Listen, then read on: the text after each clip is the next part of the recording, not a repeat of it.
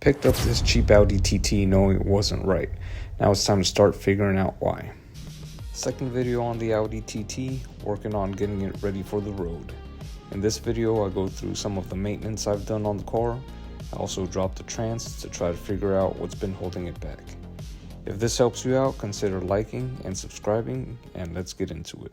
I've replaced the master clutch cylinder, the bleeder block down here.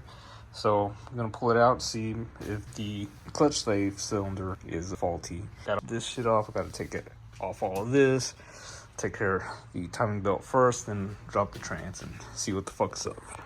I have the tensioner right here. This is from NTN, and then the roller for the belt is from Euro Parts. Here's the old one, not sure what brand it is. And then the tensioner was a no-name brand as well, so I'm glad we are replacing those. And here's the water pump. So quick rundown, the car kind of overheats slightly at idle because the fans don't turn on, and they do turn on with AC. I think the fans are bad, but upgrading the water pump, it's good. Right, spins, metal impeller. But decided to go with an upgraded one from ECS Tuning. All right, the impeller is a lot larger, so it's gonna increase coolant flow and hopefully help keep the temps down once I figure out what the fuck's up with the fans. Yeah, this is going back into the car. If you have a 1.8T and I believe a 2.0 FSI, the E1113, I forgot what they're called, but basically the first generation 2.0 Ts, not the TSIs but the FSIs. These are apparently the same pumps. They'll fit on that engine as well. I'm gonna toss this on the TT. I'm gonna buy one for the GTI and also one for the A3. All right, so I just finished up the timing belt job. I didn't record it and I regret it because there's a great tip that would help any of you guys out there trying to slip the belt on once you have everything on.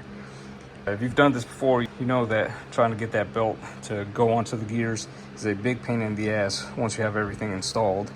So, easy way to do it is to install the hardware minus the tensioner. And then you'll loop the belt around the pulleys and, well, I guess there's only just this roller here, but you'll loop it around this and the gears, the crank and the camshaft. And then if you want, you can torque it down. If not, you can leave it loose, doesn't matter. This will still spin even if this is torqued down to spec. So this goes onto the engine like that, and then this will spin. The belt will go around it. Once you have all that on, then you can install the tensioner. And you'll have to push up on this, and it'll go in pretty easy. This piston will be retracted, so you might have to move this up a little to be able to slide this on and get the holes to line up with the block. But once you get that in, you torque those bolts down and double check, make sure all your timing marks line up, and then pull the pin, and then that will put tension on this roller here and you will be set. One thing I wanted to do is check and make sure I didn't have a blown head gasket, so I used this block tester to try to test that out. The fluid in it is blue, but if there's any presence of exhaust gas in the cooling system, then it will turn green. Quick and easy test, and it looks like I have zero head gasket failure. So for the rear diff, go under here and take a look. The drain plug and the fill plug are 17mm hex. So this one here is easy to get to, but the fill plug, it's not easy to get to. There's no room. There's really no room, oh shit, to use this big ass socket to get to it. There's a hole. All right, so it'll go in like this, and there's no room to get a wrench back there. So what I did is I used this ratcheting wrench, 17mm. I put the hex through it, and it has enough of the hex sticking out to get into the drain plug or fill plug, and then you just wrench away. And I'll be using this to put it back in as well and tighten it up. I'm not gonna worry about the torque spec up here.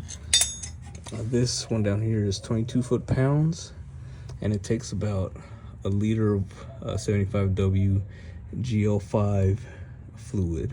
I'm gonna be using this extractor and fill pump from SWANLAKE to get that fluid in there. It's 200 cc's or 200 milliliters, or just a tad bit more. And so this is what I'll use to fill that up. You want to get the fluid level to where it's just underneath the lip of the fill plug. I'm gonna fill it up a little bit more so that it leaks out a little bit, and then I'll put the plug in. And then after that is done, run the vehicle, a little bit of heat into it, and then remove the fill plug and see if anything drips out. And if it doesn't, or if only a little bit drips out, it's good to go. All right, so refilling the rear diff with 75W90 GL5 gear oil. I ran it on the S4. It's fine. All right, so all these fucking name brand clout fucking glazers can fuck off. That's what I've used in this S4. I'm using it on this car, and it's gonna work fine. But to refill it, a lot of people like to do it from underneath, and it's a pain in the ass. But if you get the wheel off, you have plenty of fucking space. You'll still have to go underneath to get the hose in the fill hole, and that's how I'm doing it. So I've got almost a complete bottle in. I suspect that I'll get the rest of this in, and I got another one here to add a little bit more. Okay, so the transmission is out on the TT. We had to drop the subframe because of the transfer case or bevel box, whatever you want to fucking call it. And yeah, I had to undo, also undid the prop shaft and the power steering, because the power steering is connected to the subframe, so it's being held up by a jack right now. So the clutch, it's the ECS stage 3 clutch, seemed to be fine. So I'm guessing the throwout bearing / clutch slave cylinder is bad. And this is a SOX unit metal housing. Because this car is for my son, we are going to go to a stage 1 clutch. He doesn't need a stage 3, especially at stock power levels. But that's where we're at right now. Gotta clean the transmission up a bit because it is dirty inside, and at least inside the belt housing as well. But exterior and on the inside. And then got new motor mounts and transmission mount from CTS Turbo. This is the transmission mount, and as you can tell, it's wobbly as fuck. I would show you the engine mount, but it's, you know, currently bolted onto the car, but it's also very loose. So here's the other ECS mount, and it has a ECS dog bone mount, which might replace and go back to stock. On the GTI, that mount, which is up here somewhere, had upgraded bushings on it, and that car would vibrate like crazy. I have stage 2 motor and transmission mounts, so I reverted back to the stock dog bone mount. And I mean, still, you know, you're gonna feel some vibrations in the cabin, but they weren't nowhere near as bad as with that dog bone mount. So might go back to stock, we'll see. This car didn't really have a lot of NVH, so we'll see how it feels after we upgrade to these CTS Turbo ones.